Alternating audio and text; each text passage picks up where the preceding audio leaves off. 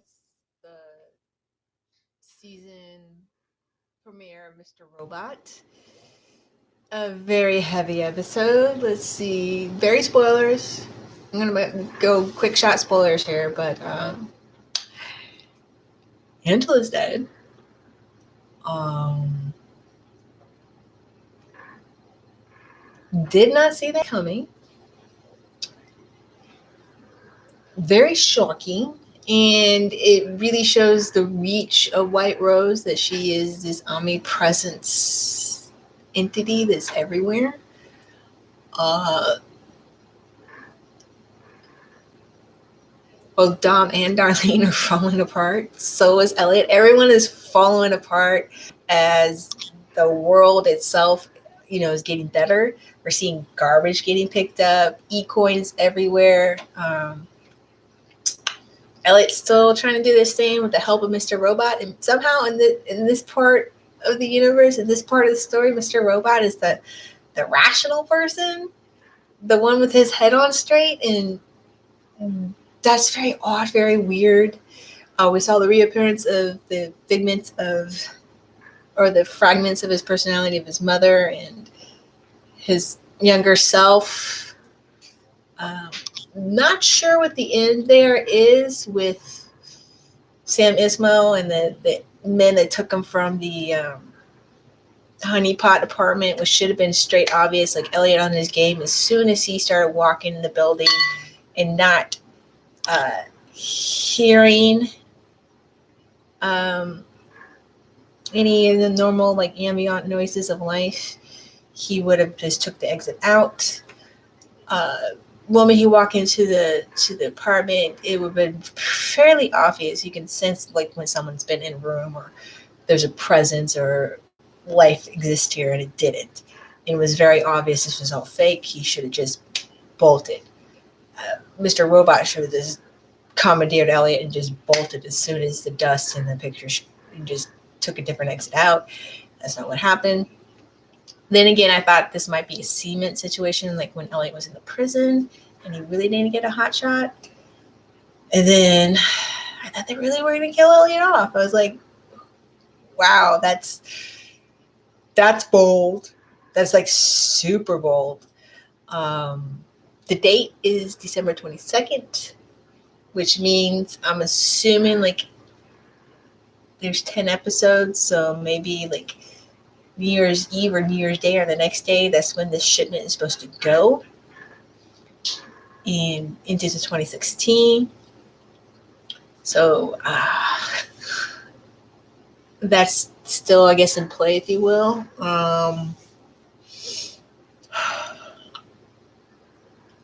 Tyrell is in a miserable place. Everyone is just like rock bottom, like horrible situation and making bad decisions. Darlene's just Dom and Darlene, and then that crazy taxidermy lady is gonna kill Dom's mom. And Dom is like PSTD and about to blow people's brains out at any moment. I don't know. I want to root and think that Dom can be like John Wick and just, but I don't think so. This is based too much in reality. I mean, I think she would get taken out, unfortunately. The taxidermist is going to be her handler, which makes me wonder. No, Irvin wouldn't have showed up, but I'm wondering if we're going to see Irvin pop up. Price showing up.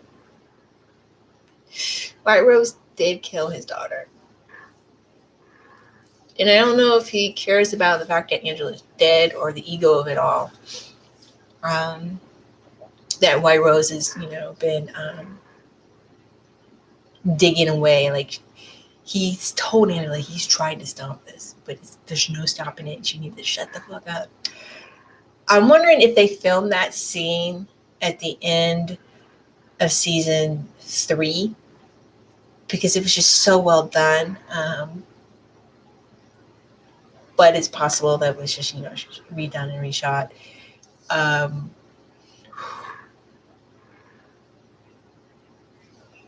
wonder if the whole Angela thing that Darlene is seeing is, her fragmentation of her mind, where maybe Angela's becoming a split in Darlene, or it could be just the drugs. No Vera this episode, which is interesting. There was a time jump this episode, so we ended, I'm assuming October. It was October they gave, and a couple months later in December. So there's a 2-month time jump. Tyrone Wellick is a hero. That's just, he's so creepy and odd, and he obviously had like enemies within the company and stuff still, and now he's risen to the top, and I think he has the same assistant that he had before. I think that's the same person. I believe it is. I'll double check that when I do my full review. It's just so weird, and he got what he wanted, and he's just a wreck. And the kind of schedule that they have him on, like, they're not letting him have any kind of wiggle room for any type of free time, which makes me wonder whether or not he has access to his son or not at all. Yeah, and wow. I would not be disappointed or unsatisfied if somehow White Rose comes out on top, because that just fits with reality. She might be damaged, and eventually you can kind of get a hint that she will be taken out, maybe within an organization, but her end goal still is achieved, which I don't know. Like I said, I think the Washington Township plan is a MacGuffin. Don't think it can hack time or anything like that. I think it does something, probably very energy specific, really. It is in the Congo, and that's the new theater. Old theater become new theater, and the colonialist expansion of the three powers, if you will, and it's just disgusting. But Elliot has some points with Mr. Robot, how people are going to forget. It's kind of similar to the themes of all the various tragedies that have happened. Because I'm from the states here.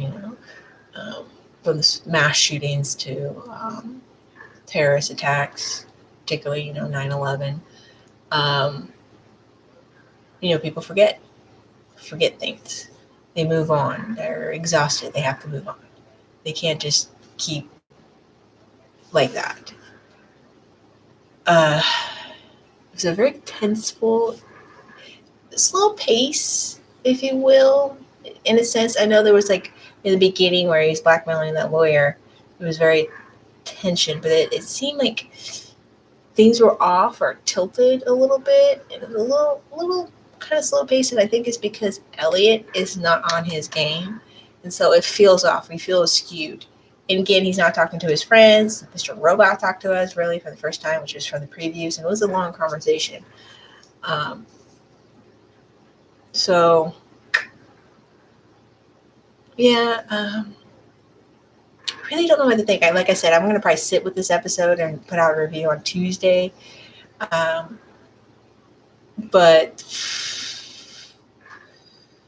my previous post, when I talked about what I thought about this episode, or a tweet, put something out.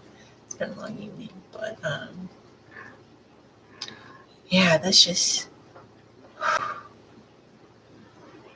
And I think that OD was like legit. Like he actually did OD. If you know anything about, he is a recovering heroin addict.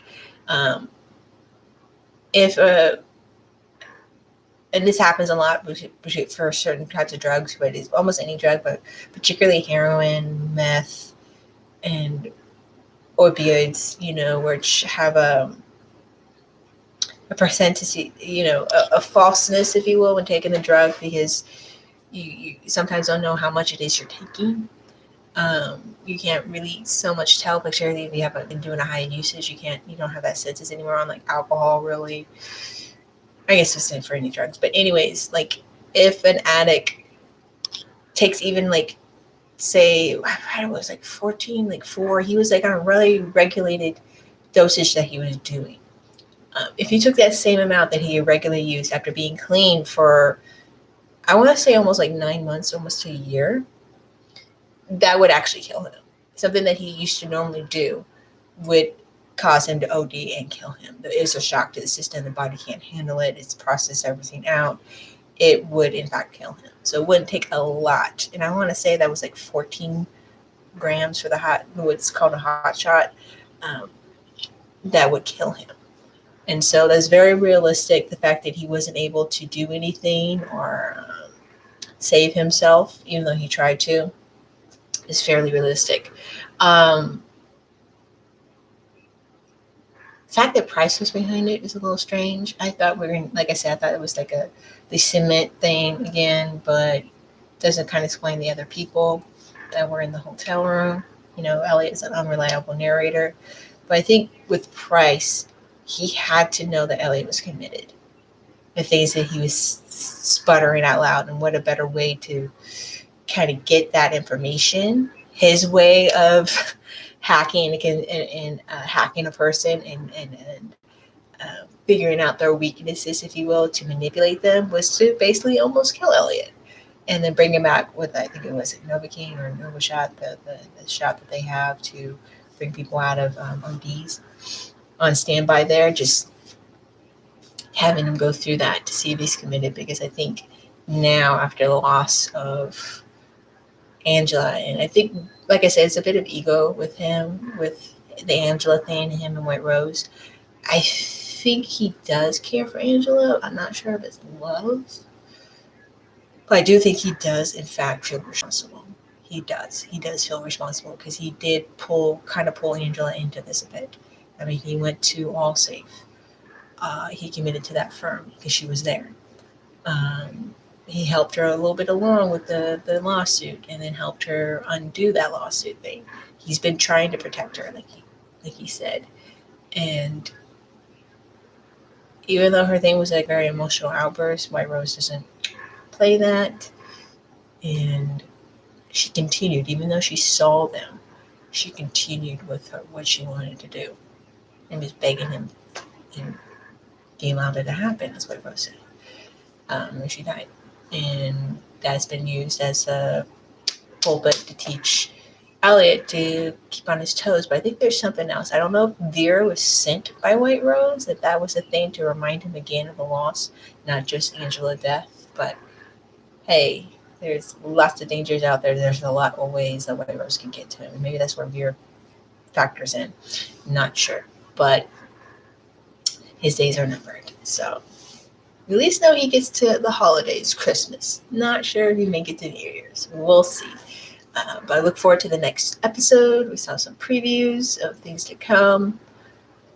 I'm excited but very hesitant because, like I stated in my season predictions, I think it's going to be very bloody. It started off very bloody. Oh, yeah. No one's getting out of this alive. No exit. We'll talk about that in the full review. No exit. But there you have it. That's my initial gut reaction of the episode. Wow. So great job to all the actors. Great job to Sam Ismail. I'm liking it so far. Yeah.